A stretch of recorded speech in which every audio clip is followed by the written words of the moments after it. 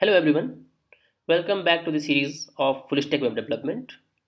In previous lectures, you have seen that how we created different objects like date objects, array objects, or string objects. But the real power of JavaScript comes from the fact that you can create your own custom objects. And how you can do that? Let us suppose you want to create or represent an individual, or individual have some properties like first name, last name, right?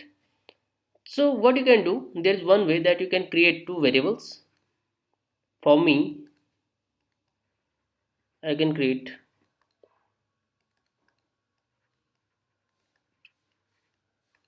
like this. First is Deepak, last is Unyal. But what if we need to represent multiple objects? So what we are going to do? Do we need to create multiple variables if we use this kind of method? Yes, we need to use that, right? So I think this is very complex and problematic. If you want to represent all the individuals in such way as we have discussed till now, that will be very problematic because it will be very difficult to keep track of every variable for every person, and that's going to be very difficult, right? So what you could do, you could create an object to represent each individual, and each of these object would contain the necessary information that will make one person unique from another person. So what you could do, like you want to create one object that could be o1, then you can create another object o2, and it will contain different properties. Like it will have a property of first, it will have a property of last, and then it will again have property first and last. Similar to this, you could have some method inside it. We can take greet, a function that is used to greet someone in our case, and similarly you can create multiple objects, right? So to create different objects, what you can do, you can use this syntax where, and some person's name you can take as an object. Like I can take my initials and I can create like this, and use the new operator and then object. So this is a constructor which is used to create a object, and this will create an empty object. Similar to arrays and strings, you can also create this object using literal method, and for that you need to use curly braces, right? So these two are different methods to create empty objects. What you need to do now, you can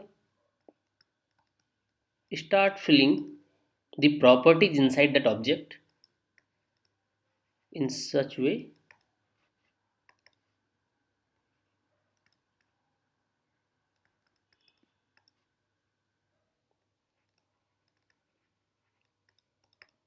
Right, so you can see that these two lines of code can create first name and last name properties for the du object and assign their respective values. The important thing is that JavaScript does not check if these properties exist before or not, and it simply creates them. So this is actually a free property creation, free property creation, because it doesn't check for the existence of these properties. So it's a good thing, but sometimes it has some drawbacks, because if you misspell something, so JavaScript will not warn you that you are misspelling something, right? So whenever you misspell something, that might become a bug in future, and it will be very difficult to track those bugs. So we should always be very careful when we are creating such kind of properties. You can also assign methods similar to the we created properties. So like I want to create a method greet in our case. So what I will do, I will create it in the similar way as I have created properties, and then I will assign a function to it, put brackets and then parentheses. So whatever you want to perform inside this function, you can do. So console.log, and maybe I want to welcome the user, welcome this dot first, plus provide some space, and this dot last.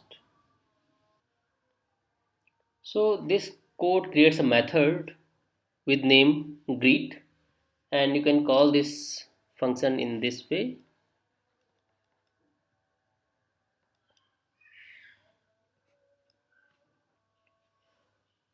So the important thing that you should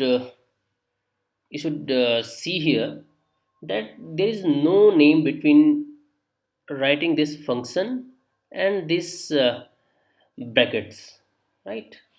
So a function has no name here, and this kind of function is called anonymous function,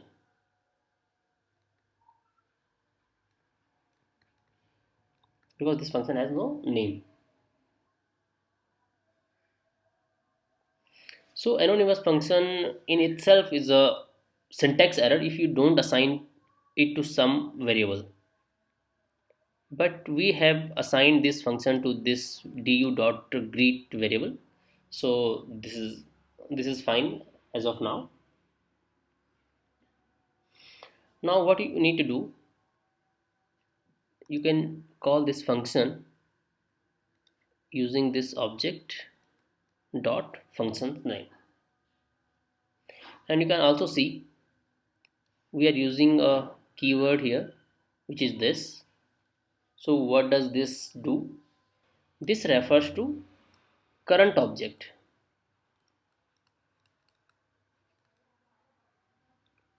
So in our case, this current object is du object. You could have also written this statement like this. Let me change it. I am not writing this console.log, but whatever is inside I will write that again for you. So you could write it like this: du.first,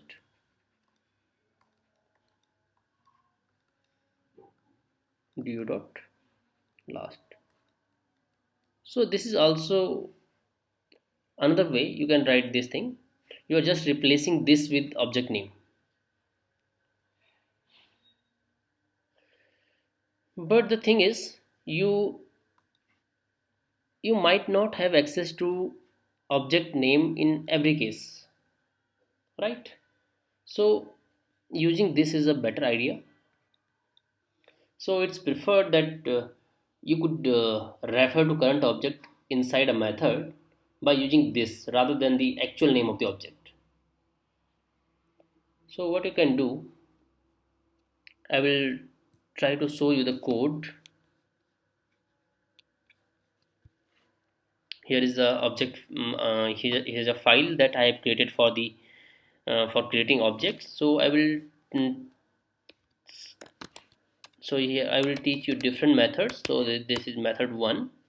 What we are going to do, here you can create a variable first. You can use single or double quotes. there is no problem in that.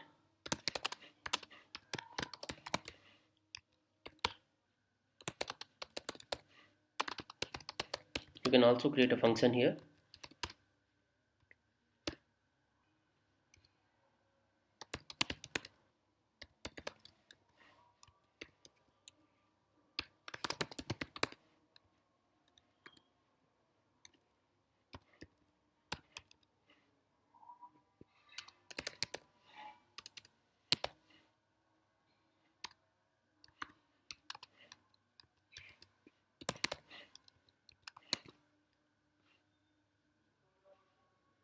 Now we need to call this function.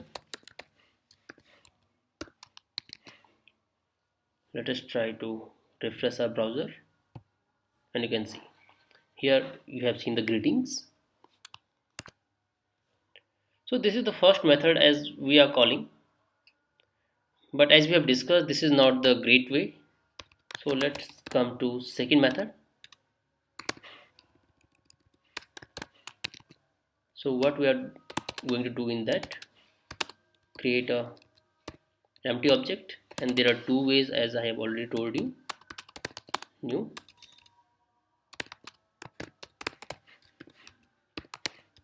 so I'm commenting it out, it's for reference purpose. Here I am going to create properties now,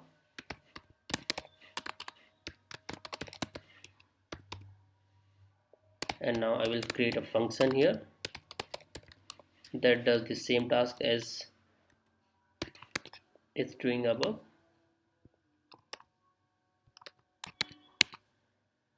But in this case we need to use du.first or du.last. You can comment it out and write an alternate sentence or alternate statement which is using this. Now let us comment it, or let us comment this greet method so that it doesn't execute. We can make some distinction in this call by putting comma here. So how we need to call this function, you can write du.greet. So let us refresh the browser, and you can see here is comma. So that means you can also click here and see which line is giving us this result. And here is method 2, right? So this is perfectly valid JavaScript, but it takes four statements to create, or four or five statements to create a complete object. So what we can do, we can reduce this thing to just one statement, and we can define the entire object using literal notation. So let's write third method. What you need to do, let us create another variable which is same as above, but I want to give it a different name. So here is the one.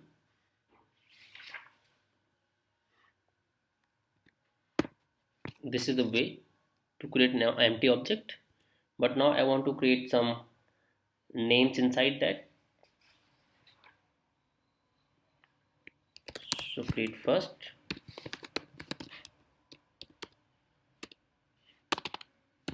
last,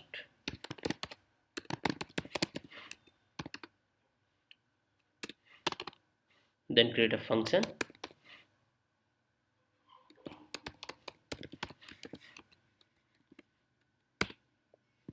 and just copy it from above.